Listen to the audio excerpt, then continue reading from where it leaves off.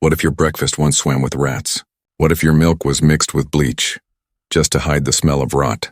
And what if the bread on your table wasn't made of flour, but sawdust and chalk? Welcome to Edwardian Britain, the proud heart of a global empire. A time of invention, elegance, and glittering dinner parties, hiding a kitchen full of nightmares, factories that reeked of spoiled meat, canned food crawling with maggots, and chemicals so toxic they could kill faster than the hunger they were meant to cure. But here's the twist. This wasn't rare. It was normal. And for millions, it was all they had to eat. In this video, you're about to discover the real truth behind the Edwardian dinner table. What was really inside the food that fed an empire. How the poor were slowly poisoned by their own factories. And how a few shocking scandals finally forced Britain to face the filth behind its progress. Because when we look closer at what people ate in the early 1900s, we don't just find bad food. We find greed. We find disease, and we find the ugly secret that built the modern food industry itself. So stay with me, because once you see what they were eating, you'll never look at your plate the same way again. The workers knew how bad it was, but they had no choice. The pay was miserable, and missing a shift meant going hungry. Many of them lived in the same slums that ate this factory food, unknowingly feeding on their own labor's poison. The public had no idea. Labels didn't exist. Ingredients weren't listed. The word hygiene was a luxury, and while London's elite debated art and fashion, entire neighborhoods were quietly being poisoned in the name of progress. But soon, the poison would rise to the surface, because the factories weren't just making food anymore. They were making victims. Now step inside an Edwardian food factory, and you're immediately hit with a wave of chaos. The air is thick with steam, smoke, and the sour tang of spoiled meat. Workers stand shoulder to shoulder, moving fast, cutting corners, and ignoring hygiene. There are no gloves, no soap, no clean water, just raw hands scraping, stirring, and packaging. Rats dart across the floors, fearless of human presence, and flies cover the vats of meat paste. Children as young as 10 carry buckets of offal across slick floors. One misstep, one slip in this boiling, greasy world could mean injury. But accidents rarely stopped production. The factories operated on a single rule: profit over everything.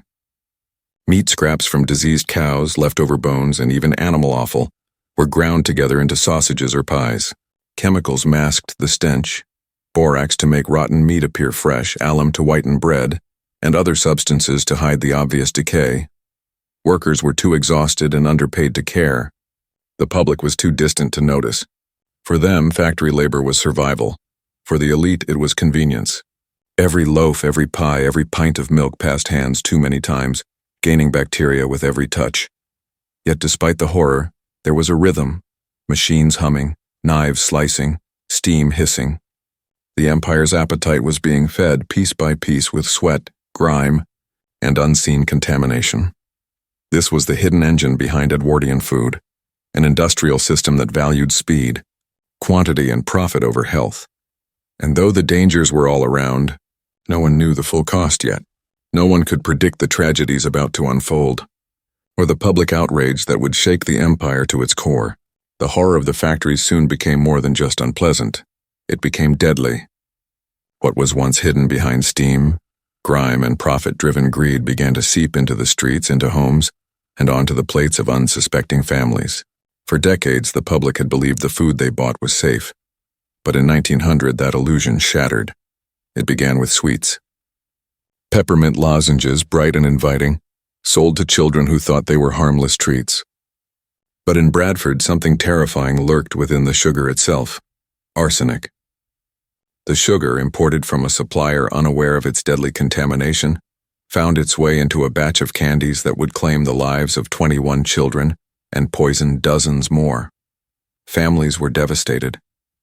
Mothers cried as children collapsed on the floors of their homes, writhing in pain from vomiting and convulsions. Fathers raced to doctors, desperate for answers. Hospitals overflowed, and for the first time, people realized that their own treats, the very sweets meant to delight, could kill. Journalists rushed to the scene, documenting the tragedy. Newspapers printed photographs of distraught families and the tiny, colorful lozenges that had caused such horror. The story spread across Britain, igniting fear and outrage.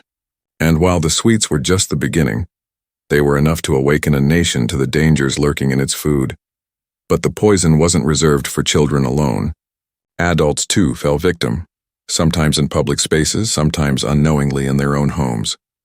Brewers, in their rush to produce more beer faster, sometimes used sugar that contained arsenic to speed fermentation.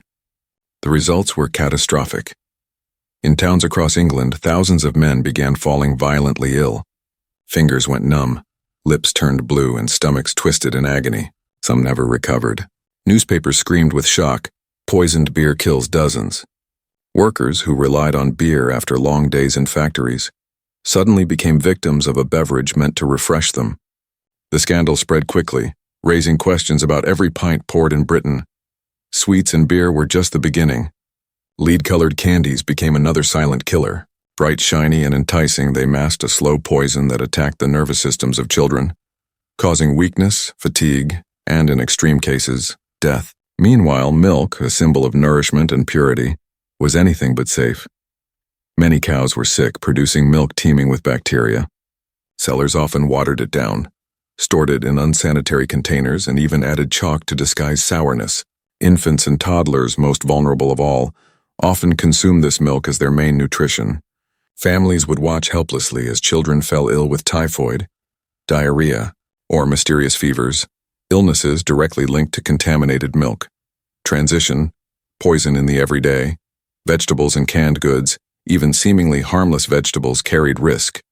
Bright green peas were often dyed with copper sulfate to make them appear fresh, even when they had long since spoiled. Canned meats contained scraps from diseased animals, bones, organs, and offal, all ground together and preserved with chemicals to hide the stench. Every meal, no matter how ordinary, could be a death trap. Families could not tell the difference between a nourishing dinner and a meal laced with toxins. The empire's appetite for cheap fast food had created a system where the invisible dangers were everywhere. In the bread, the butter, the meat, the milk, and even the sweets. And then came the outrage. The public could no longer pretend ignorance. Parents demanded answers. Doctors documented the symptoms of poisoning in children and adults alike. Journalists exposed factories with photos of vermin-infested kitchens, barrels of spoiled meat, and vats of chemical-laden sausages. Markets were abandoned as trust eroded. Families sniffed milk before buying, tapped tins of food, and even refused to serve their own children candy. The sense of betrayal was profound. The nation had been poisoned not by accident, but by systemic neglect and unchecked greed. Factory owners ignored hygiene, bribed inspectors, and called reformers alarmists. Politicians were slow to act, fearing economic backlash. Hospitals overflowed, children continued to fall ill, and the more the problem persisted, the more devastating the consequences became. The horror was not isolated. It was a systemic failure, affecting the rich and poor alike, though the poor suffered most. Wealthy families could sometimes avoid the worst poisons through connections or expensive stores. But the working-class population was trapped in a cycle of contamination, disease, and ignorance by the end of this decade. Britain was shaken. The factories had done their work, and the public had begun to see the true cost. Headlines, doctors' reports, and personal tragedies had exposed a nationwide crisis. People began asking a question that would shape the next era. If the empire could allow this much poison in its food supply, what else could it hide?